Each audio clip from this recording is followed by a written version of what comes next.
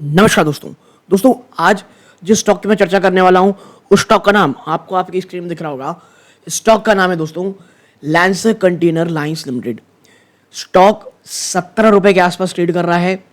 निवेशकों के इतने ज़्यादा रुपए इसमें बर्बाद हुए हैं, इतना ज़्यादा स्टॉक क्रैश हुआ है। स्टॉक में निवेशक लगातार बार बार हर एक गिरावट में एवरेज भी करते चले जा रहे हैं। ठीक है, प्लस जिस लेवल में ही आ चुका है लोग और ज़्यादा अट्रैक्ट हो रहे हैं कि अब क्या स्टॉक में एवरेज करें या ना करें। और लैंसर कंटेनर के ऊपर दोस्तों मैं कुछ दिन पहले वीडियो बनाने वाला था बट मैंने उसे फिर टाल दिया।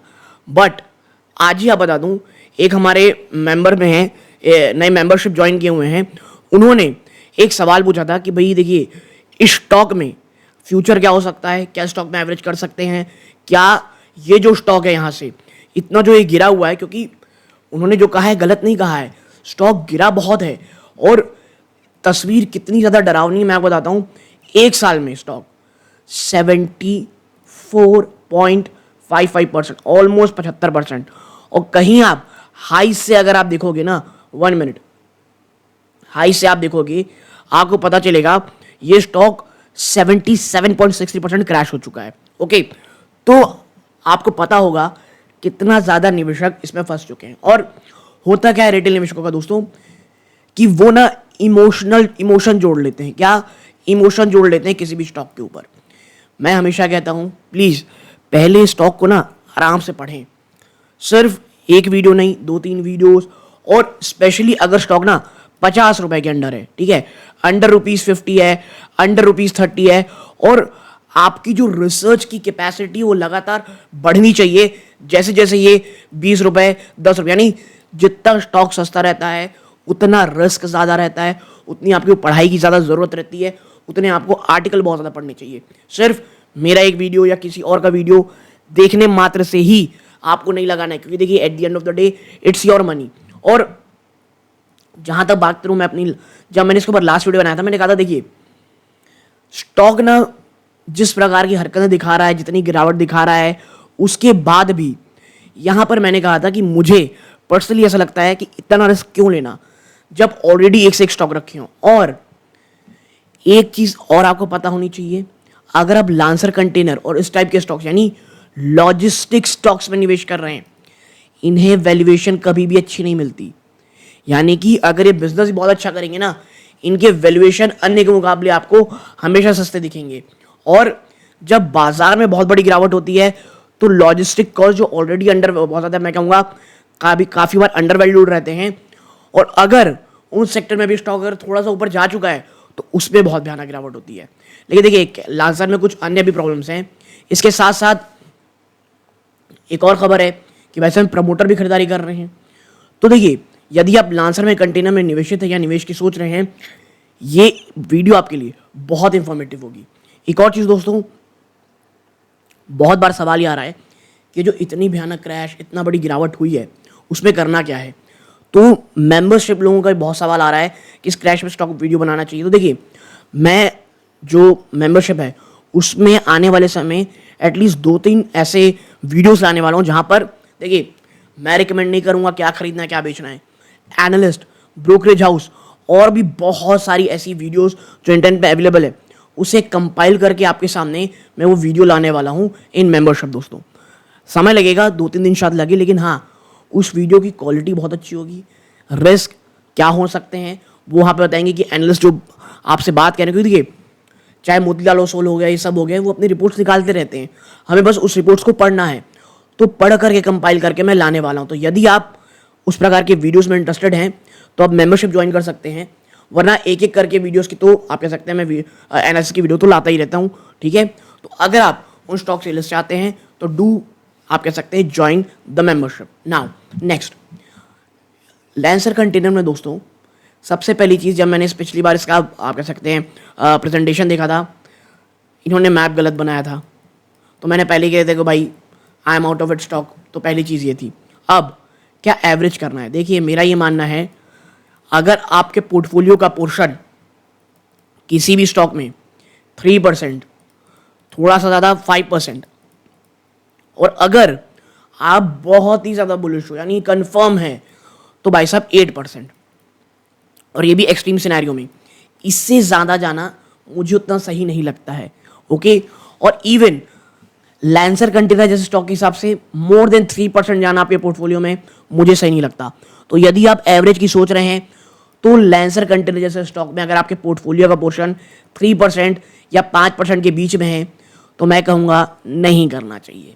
अगर नहीं है तो भी मैं कहूँगा लैंसर कंटेनर में 15 के आसपास आप एक स्टॉक देखेंगे। एक आप कह सकते हैं थोड़ा बहुत बेस कह लीजिए, साइकोलॉजिकल लेवल कह लीजिए, देखेंगे। लेकिन मुझे पर्सनली लैंसर कंटेनर ना शॉर्ट टर्म के लिए तो बिल्कुल अच्छा नहीं लगता है। अब लॉन्ग टर्म के लिए कैसा है तो देखिए, आगे चलते हैं हम। यहाँ पे लिखा है शिपिंग और लॉजिस्टिक सर्विसेज में। तो मैं आपको बता दूं भाई साहब, स्टॉक बहुत बुरा मैं नहीं कहूँगा, लेकिन हाँ जिस सेक्टर का है हर बार की तरह इसे वैल्यूएशन उतनी नहीं मिलेगी। करेंटली आप पाओगे 9 की पी में स्टॉक है, इंडस्ट्री की पी से बहुत ज़्यादा सस्ता मिल रहा है, प्राइस टू बुक वैल्यू से भी सस्ता आ गया है। तो एक तो चीज़ें हट गई कि अब इसकी वैल्यूएशन बड़ी प्यारी हो गई है। 5 रुपये की फेस वैल्यू का स्टॉक है, ठीक है। पित्रोस्की स्कोर 5 है, तो कोई बहुत ज़्यादा वीक इसका फाइनेंशियल्स भी नहीं है, ठीक ठाक है। कोई प्लेज परसेंटेज नहीं है। ओके, तो ये इस प्रकार की चीज़ें हैं। तो जब इतना ही अच्छा है स्टॉक तो 75% भाई साहब क्यों टूट गया ये?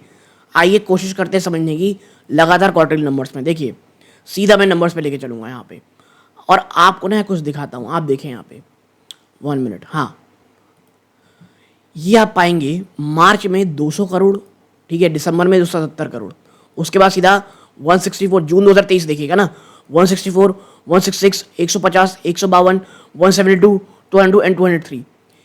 1 2 3 4 5 लगातार 5 क्वार्टर में भाई साहब आपने तो कोई इंप्रूवमेंट ही नहीं दिखाई, आप कह सकते हैं सेल्स में। उसके बाद सितंबर दिसंबर में आप देखेंगे तो 200 करोड़ को आपने पार किया, ठीक है, लेकिन दिसंबर में कितना रहा? मात्र 4 करोड़ का प्रॉफिट। और ये पिछले इतिहास के अब तक के वन ऑफ द सबसे लोएस्ट नेट प्रॉफिट थे। असर तो हो गई भाई साहब स्टॉक में। उससे पहले आप देखेंगे सितंबर में एक अच्छा जंप आया था, मेरे को याद है सितंबर में थोड़ी बहुत बढ़ोतरी हुई थी, लेकिन देखिए उसके बाद इतना बड़ा गिरावट और भयावह हो गया बाजार। ईपीएस 18 पैसे की आपकी रह गई है, जो एटलीस्ट 50 पैसे की तो ऊपर ही रहा करती थी, जो अब सीधा मात्र 18 पैसे। अब आप इतना बड़ा गिरेंगे तो असर तो आपका होगा ही, यानी आपका रिजल्ट खराब आया निफ्टी में। उसके बाद भयानक गिरावट शुरू हो गई। उसके बाद जिस सेक्टर से आप आते हो उसको वैल्यूएशन वैसी ज़्यादा नहीं मिलती है, प्लस मैनेजमेंट को लेकर के भी कुछ इश्यूज बीच में हुए थे। यानी ये तमाम चीज़ें मिल करके जहाँ हर कोई निगेटिव है तो स्टॉक में तो गिरावट होती ही, और गिरावट भाया वो ही ऑलमोस्ट 75%, ऑलमोस्ट 75% लूज हो गया, क्रैश हो गया, ठीक है। तो ये रीज़न रहा। मुझे ऐसा लगता है स्टॉक अब स्टैग्नेशन फेज में आ रहा है। कंपनी को कुछ ना कुछ स्ट्रैटेजी दिखानी होगी, और टू बी प्रिसाइसली मुझे लगता है एटलीस्ट कंपनी को ना 250 करोड़ के आसपास तो एटलीस्ट सेल्स दिखानी चाहिए, ठीक है। आपके ईपीएस को एटलीस्ट 50 पैसे के ऊपर, और अगर थोड़ी अच्छी करनी है तो बिटवीन 80 to 60 पैसा इसे तो एटलीस्ट आना पड़ेगा, ठीक है। और अब देखिए 75% ऑलरेडी टूट चुका है, तो एक एवरेज है उससे अच्छा भी नंबर आता है तो वो अच्छी चीज़ें होंगी। अब आते हैं यहाँ पे किस चीज़ के ऊपर। देखिए कंपनी के पास सितंबर के अपडेट में 336 करोड़ का रिजर्व है, 102 करोड़ का कर्जा, यानी रिजर्व अभी भी है। हाँ, एक पॉजिटिव कह लीजिए या एक आपके साथ ट्रिक मैं इसलिए कह रहा हूँ। आप देखिए यहाँ पे प्रमोटर 41.88% का शेयर होल्डिंग पैटर्न था अपडेट दिसंबर में, शानदार जंप लगा के 44.67% का इन्होंने खरीदारी कर ली है। अब यहाँ पे 2 सवाल आते हैं। मैं ऐसा सवाल क्यों बोल रहा हूँ, आप देखिए राजेश एक्सपोर्ट याद है आपको? पिछली इतनी गिरावट में उन्होंने एक्यूमुलेशन किया है प्रमोटर ने, लेकिन वो जो उन्होंने खरीदारी की है ना वो बहुत ज़्यादा कम थी। ऐसा एक और केस आपको याद आएगा, अभी कुछ समय पहले वोडाफोन में बिरला ग्रुप ने भी बहुत ही नॉमिनल खरीदारी की थी एज अ प्रमोटर, ठीक है। लेकिन क्या दोनों स्टॉक बचे, बल्कि और ज़्यादा भयानक गिरावट दिखा दी है। यहाँ पे ये है एग्जैक्टली सेम हो रहा है कि प्रमोटर ने स्टॉक खरीदा, लेकिन हाँ जितनी क्वांटिटी इन्होंने खरीदी है ये कहीं ना कहीं कॉन्फिडेंस जरूर देती है। आप प्रमोटर देखें, प्रमोटर हमारे अब्दुल कादिर साहब हैं, ठीक है। यहाँ पे जो अब्दुल खालिक चटाई वाला जो हैं उन्होंने 32.32% से बढ़ा करके स्टेक को 35.57 कर ली है, ठीक है। तो ये कहीं ना कहीं थोड़ा बहुत कॉन्फिडेंस पैदा करता है। हाँ, ये दोनों को देखेंगे आप तो थोड़ी थोड़ी जगह स्मॉल इन्होंने सेल की हुई है अपनी स्टेक को, इवन इन्होंने भी थोड़ी सी स्टेक सेल की है, लेकिन हाँ जिस प्रकार की बढ़ोतरी इन्होंने की है ये वाकई में एक कहीं ना कहीं बूस्टर डोज तो लगता है। ओके, और देखिए जिस लेवल में अब की हुई है कहीं ना कहीं उन्हें लगता है अगर प्राइस टू बुक वैल्यू से भी नीचे है तो स्टॉक कहीं ना कहीं सस्ते वैल्यूएशन में ट्रेड कर रहा है। तो अब आने वाले समय ना जो मार्च क्वार्टर है वो बहुत इंपॉर्टेंट हो सकता है। इवन आप यहां देखें पब्लिक ने अपना माल बेचा है, पब्लिक जहां 49.28% की होल्ड करती थी वो घट करके 46.93 हो गया है, यानी यहां का माल प्रमोटर के आसपास गया, क्योंकि देखिए एफआईआईज ने बेच दिया है, इवन डीआईआईज ने भी बेचा हुआ है। तो ये तमाम जो चीजें हैं ये हमको देखने को मिल रही हैं। आई होप लांसर कंटेनर में आपके बहुत सारे सवालों के जवाब मिल गए होंगे, और आने वाला जो मंथ मार्च है ना, मार्च क्वार्टर के नंबर, इसके साथ साथ जून क्वार्टर के नंबर, ये 2 क्वार्टर अगर अच्छे आ गए और कंपनी ने एक सॉलिड आप कह सकते हैं कॉन्फ्रेंस कॉल में बातें कर ली, यकीन मानिए जितना स्टॉक गिरा हुआ है ना उतनी ही तेजी से बढ़ेगा। लेकिन हाँ बाजार को भी साथ देना पड़ेगा। आप लांसर कंटेनर जैसे स्टॉक इवन जिस सेक्टर में है आप ये बहुत ही कम प्रोबेबिलिटी हो सकती है कि एक जगह आपका स्टॉक आप कह सकते हैं माफ कीजिएगा निफ्टी एक तरफ तक नीचे क्रैश कर रहा है और उसके उलट आपका स्टॉक ऊपर जा रहा है, ऐसा बिल्कुल भी नहीं होने वाला।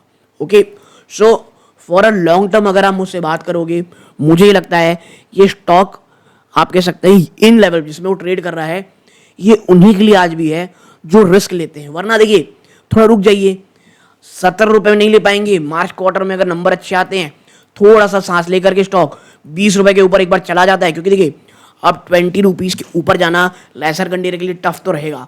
जब तक स्टॉक 20 to 25 रुपीज को तोड़ करके ऑन द क्लोजिंग बेसिस अच्छे से ऊपर नहीं जाता तब तक टेक्निकली मुझे मजबूती तो नहीं दिखती। ओके, तो एटलीस्ट इन लेवल्स को इसको चेकआउट करना पड़ेगा। उसके बाद अगर आप एवरेज करते हैं उसके बाद अगर फ्रेश लेते हैं तो मुझे लगता है टेक्निकली एटलीस्ट आप थोड़े से सजग होंगे दोस्तों। ओके, तो आने वाला समय जो है लांसर कंटेनर के लिए बहुत बहुत एक्साइटिंग हो सकता है, मेक इट और ब्रेक इट हो सकता है। और अगर आप बहुत ही हाई रिस्क टेकर हैं तभी इसमें लेने की सोचे दोस्तों, अन्यथा मुझे लगता है लांसर कंटेनर ना एटलीस्ट जिनका रिस्क मीडियम है या थोड़ा सा मीडियम थोड़ा सा ऊपर भी है तो भी स्टॉक से थोड़ा सा दूर रहने की कोशिश करें, क्योंकि बाजार में अभी बहुत बहुत ज़्यादा अपॉर्चुनिटीज़ हैं और हम उस अपॉर्चुनिटीज़ की बात अपने मेंबरशिप में करने वाले हैं दोस्तों। ओके, तो यहाँ तक जुड़े रहे, बहुत बहुत धन्यवाद। ये सूर्यकांत है, जय हिंद।